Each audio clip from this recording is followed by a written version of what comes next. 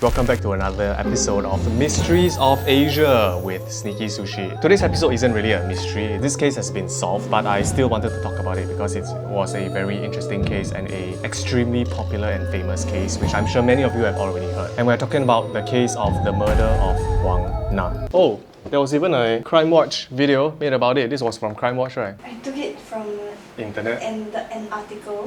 Huang Na was an 8-year-old girl from Fujian, China, living in Singapore with her mother. Her mother worked at the Pasir Panjang Wholesale Centre, a bustling hub for fresh produce. Huang Na was known for being cheerful, friendly and intelligent and was well liked by her teachers and peers. And some said that she was even very street smart because there were times where she would just be alone in Singapore with her guardian because her mother, being from China, had to shuttle between Singapore and China because she had an 11-month-old half-sister in China. Her dream was to be a doctor so she could in turn give her mother a better life. On September 27, 2004, a day before Huang Na's 8th birthday, her mother returned to their hometown in China for 2 weeks, leaving Huang Na in Singapore with a guardian. And unfortunately, this is where things would take a turn for the worst. On the afternoon of October 10, 2004, Huang Na called her mother from a phone booth near Pasir Panjang Wholesale Centre, and she asked her mother to buy a computerized dictionary and a pair of sandals. They spoke for about 6 minutes. And unfortunately, that was the very last time that her mother would hear from her daughter. Huang Na was last seen at Pasir Panjang Wholesale Centre. So this is the interior of the wholesale centre. It's slightly different than how it is right now. This is a modern picture. But she was last seen at around 1:30 p.m. playing near a vegetable stall. Now I know some of you may be thinking like, why is this 8-year-old girl running around a wholesale centre alone? But you have to remember that her mother works here. So Huang Na was probably very familiar with the vicinity and this wholesale centre because she would often come to this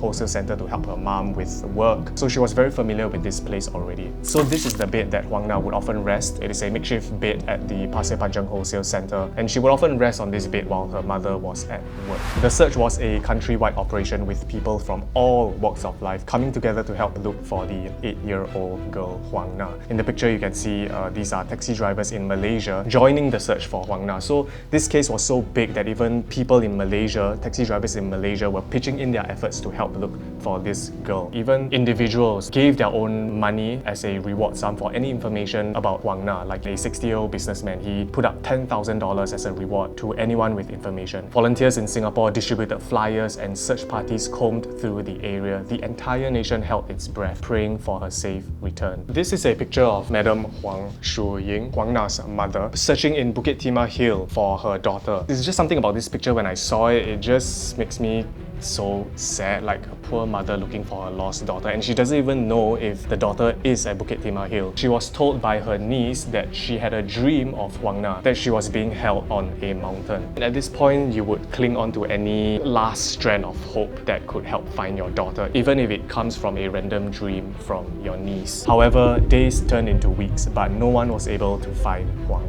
Na, the suspect. So who was this motherfucker that kidnapped Huang Na? And that guy was Tuk Ling Hao. So this guy is apparently 22 years old. Not so sure about you, but he definitely doesn't look 22 years old. 22 is super young, it's damn young.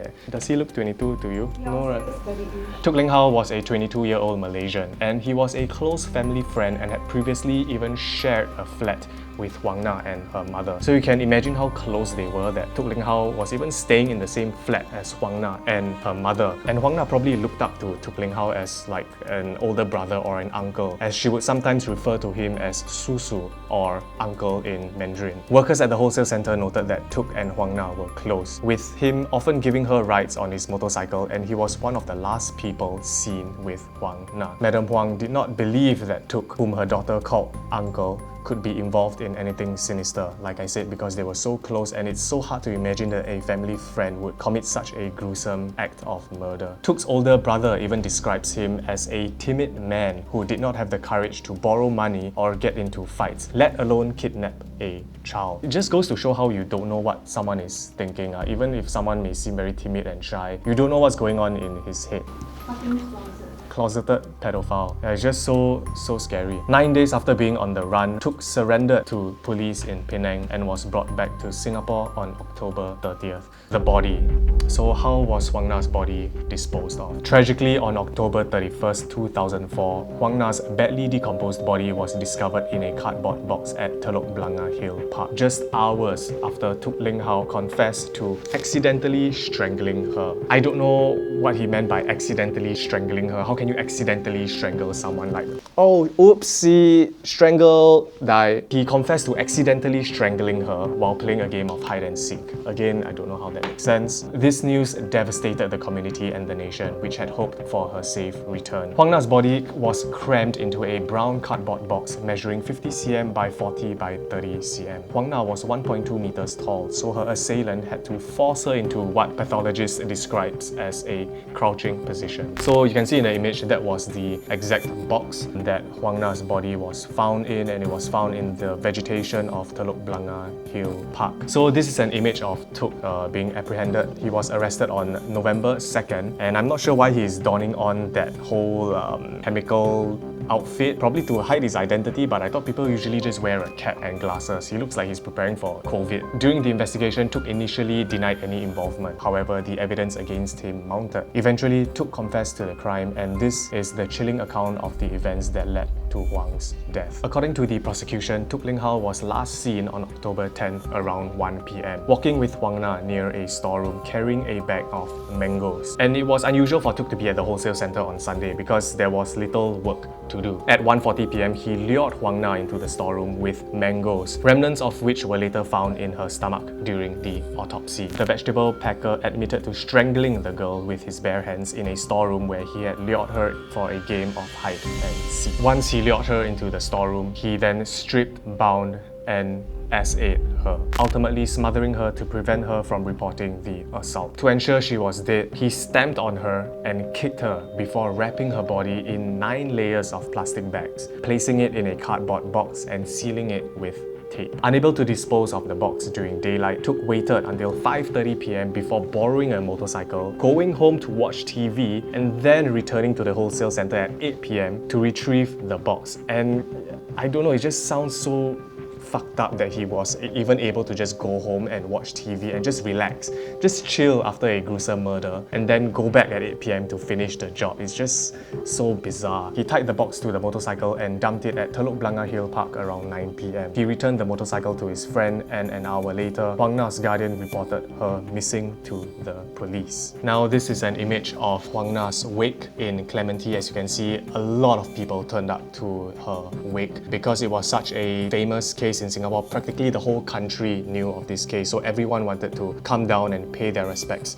to Huang Na upon discovering that she was murdered. More than 1,000 people turned up at Huang Na's wake in Clementi, and her coffin was decorated with her favorite Hello Kitty soft toys. And many of the people that attended were strangers. She was cremated at Mandai Crematorium. Now this is an image of Tuk's parents with their defense lawyer. The trial of Tuk Ling Hau began in 2005 and was closely followed by the media, obviously because it was such a huge case. Everyone wanted to know the sentence. During the trial, Tuk's defense argued that he was suffering from a mental disorder at the time of the crime. Mental disorder? Come on, please lah. This was quite unbelievable because the prosecution presented a compelling case detailing how Tuk had lured Huang Na to a secluded area where he then assaulted and murdered her. So it was very hard to believe because this was obviously premeditated, like he knew what he was doing.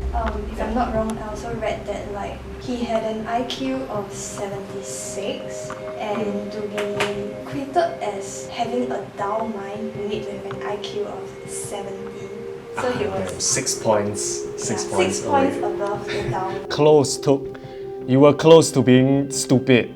Too bad. The sentence. So this is an image of Tuk posing for the camera and smiling in a photo taken by a prison warden just days before he was hanged. And honestly, this is a bit disturbing that he would be so happy and joyous in this photo, probably knowing that he was going to be hanged. He doesn't seem remorseful at all. Maybe he is actually stupid. On August 26, 2005, the court found Tuk Ling Hau guilty of murder. He was sentenced to death by hanging, a sentence that was upheld even after appeal. Tuk Ling Hau was executed on November 3, 2006. The tragic case of Huang Na serves as a somber reminder of the vulnerabilities that children face and the importance of community vigilance. And speaking of community vigilance, I'm kinda impressed and actually proud of Singapore that every one of us came together and mustered, even if it's just a little bit of effort, in the search of Huang Na. It's heartening to see that everyone came together in this time of tragedy, and that's the story of the Huang Na murder case. I hope you guys enjoyed this episode. If you did, consider subscribing. Also, let me know what else you guys would like me to talk about. Just send me an email. My email's in the link in the description. Thank you for watching, and I'll see you guys next week. Fuck you, Tuk Leng Hao.